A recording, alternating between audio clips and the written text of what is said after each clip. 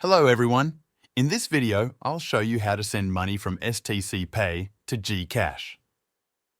Start by launching your GCash app on your mobile device. Once it opens, navigate to the International Transfer section. This is where you can send or receive money globally. You'll see your GCash account details displayed here, confirming you're ready to proceed.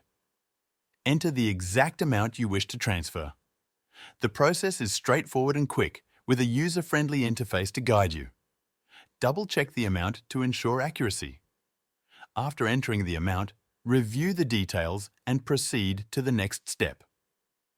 Before confirming your transfer, it's important to understand the associated fees. For this transaction, a service charge of PHP 25 applies. If you're comfortable with the fee, click on the Continue button to move forward.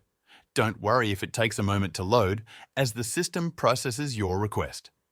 For security purposes, you'll receive a one-time password, OTP, via SMS on your registered mobile number.